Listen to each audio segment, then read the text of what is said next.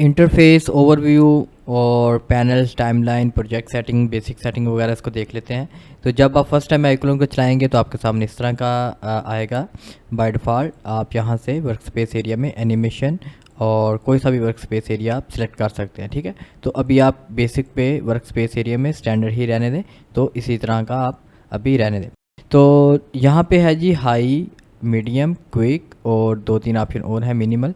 तो अगर आपका पीसी थोड़ा सा लो भी है तो यहाँ से आप इसको मीडियम पे करें अगर लैग वगैरह हो रहा है। अगर अच्छा पीसी है तो इसको हाई रहने दें।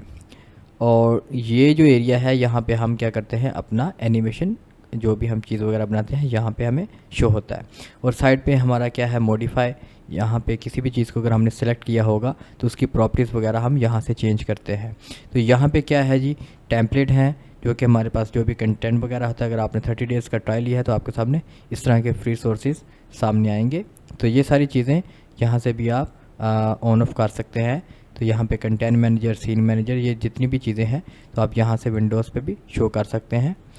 तो ये सारे इसके पैनल्स हैं। तो यहाँ से आप जिस पे भी चेक करेंगे तो वो पैनल आपके सामने आ जाएगा। अब हम टाइमलाइन देखते हैं। तो टाइमलाइन का शॉर्टकट F3 है। टाइमलाइन में आ जाएंगे और टाइमलाइन में क्या है, जो भी हम काम वगैरह करते हैं तो वो सारा टाइमलाइन में आता है। और प्रोजेक्ट सेटिंग अगर हम देखें तो यहाँ से हम सेटिंग में जाएंगे। अगर हमने कोई टाइम एनिमेशन का बढ़ाना है तो यहाँ से सिंपली क्या है, एंड फ्रेम को टाइम हम ज़्यादा दे देंगे। तो यहाँ पे आप टाइम पे चेक करेंगे तो यहाँ पे हम टाइम को बढ़ा सकते हैं, इंक्रीज़ कर सकते हैं। इसको लास्ट पे ले जाते हैं तो यहाँ से हम क्या कर सकते हैं, टाइम को इंक्रीज़ कर सकते हैं। तो अभी हमारा जो एनिमेशन है वो 1 मिनट 51 सेकंड का हो गया है। अगर आप बढ़ाना चाहते हैं तो मज़ीद यहाँ से फ्रेम को इंक्रीज़ कर सकते हैं। और यहाँ से इसको जो लास्ट वाला एंड है इसका टाइम, तो यहाँ से आप इसको बढ़ा सकते हैं। तो अब हमारी एनिमेशन 18 मिनट की होगी। अगर आप चाहते हैं हमारी एनिमेशन 5 मिनट की हो, आप इसको जस्ट इसको 5 मिनट में ले जाएं तो ये आपका पूरे 5 मिनट की एनिमेशन बन जाएगी, ठीक है। कैसे चेंज वगैरह कर सकते हैं, सिंपली आप स्क्रॉल डाउन भी करेंगे। अगर आपको तस्वीर लगाना चाहते हो, एक्टिव इमेज करेंगे, डबल क्लिक करेंगे तो आपके ये कंप्यूटर में चला जाएगा। आप कोई सी भी बैकग्राउंड लगा सकते हैं एज एनिमेशन के तौर पे, ठीक है। अभी हमें तस्वीर नहीं चाहिए, बैकग्राउंड का कोई कलर चेंज करना है तो यहाँ से भी आप कर सकते हैं, ठीक है। तो मैं टाइमलाइन का बता दूँ। टाइमलाइन हमारी बहुत ज़्यादा इंपॉर्टेंट है क्योंकि टाइमलाइन में हमने की फ्रेम वगैरह का काम करना होता है। तो यहाँ पे आपको छोटे छोटे की फ्रेम बनते हैं जब भी हम टाइमलाइन में काम करते हैं, ठीक।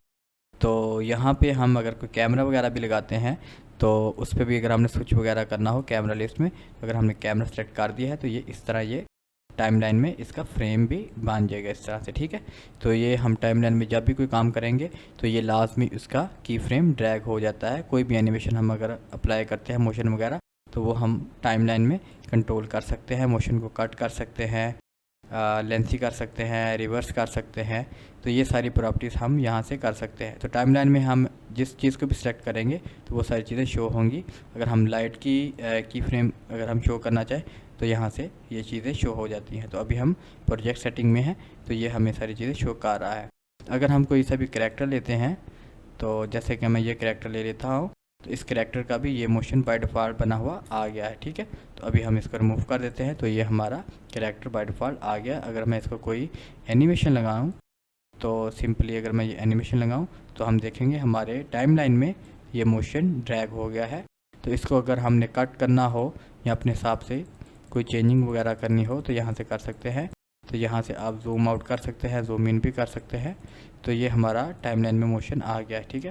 तो अभी मैं इसको थोड़ा सा जूम आउट करके आपको दिखा देता हूँ, प्ले करता हूँ। तो ये हमारा पूरा मोशन अप्लाई हो गया है और टाइमलाइन में हमें ये पूरा का पूरा मोशन दिख रहा है, ठीक है। तो यहाँ से अगर हमने कोई कट वगैरह करना हो मोशन को यहाँ तक, तो सिंपली जस्ट आपने राइट क्लिक करना है, ब्रेक के ऑप्शन में नॉर्मल भी आप कर सकते हैं ब्रेक, और आप इसको जस्ट डिलीट कर सकते हैं कीबोर्ड से। तो यहाँ तक हमारा मोशन सिर्फ चलेगा, ठीक है, यहाँ तक जहाँ तक हमने इसको कट किया है। बाकी हमारा यहाँ से जूम इन जूम आउट कर सकते हैं और माउस से भी स्क्रॉल डाउन से जूम इन जूम आउट हम कर सकते हैं।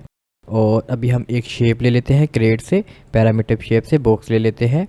तो अगर हमने इसको किसी भी एंगल से देखना हो तो सी प्रेस करेंगे, इसका शॉर्टकट है, ये ऑर्बिट मोड में आ जाता है। तो हम किसी भी एंगल से अगर हम अपने ऑब्जेक्ट को देखना चाहें तो हम देख सकते हैं, ठीक है। अगर हम इसको मूव करना चाहें तो डब्ल्यू इसका शॉर्टकट है और यहाँ से भी हम मूव कर सकते हैं, ठीक है। तो हम इसको इस एरो से करेंगे, इस एरो से करेंगे या इस एरो से करेंगे तो ये क्या है, साइड पे जा रहा है, उस साइड पे जा रहा है, और ऊपर की तरफ करना हो तो ब्लू से करना है। सिंपली आप अभी यही समझ लें, आपके लिए ये आसान रहेगा। अगर हमने इसको रोटेट करना है ई प्रेस करेंगे, या हम यहाँ से भी क्लिक करके रोटेट कर सकते हैं। तो ये हमारा ऑब्जेक्ट कोई भी चीज़ है उसको अगर हमने रोटेट करना हो यहाँ से कर सकते हैं। तो ये हमारा बॉक्स है। तो ऑब्जेक्ट को हम स्केल कर सकते हैं, अगर हम कैरेक्टर हो तो इस तरह इसका हम स्केल नहीं कर सकते। तो ये हमारा ऑब्जेक्ट है, इसलिए हम इसको स्केल भी कर सकते हैं, इसका शॉर्टकट आर है।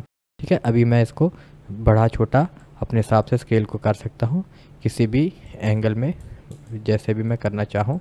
तो ये हम स्केल की मदद से कर सकते हैं। अगर आपने कोई होम वगैरह घर वगैरह भी बनाना हो तो आप इन्हीं शेप की मदद से कर सकते हैं। अगर आपने इसको डुप्लीकेट करना हो, कंट्रोल शिफ्ट डी प्रेस करेंगे तो ये डुप्लीकेट भी हो जाएगा।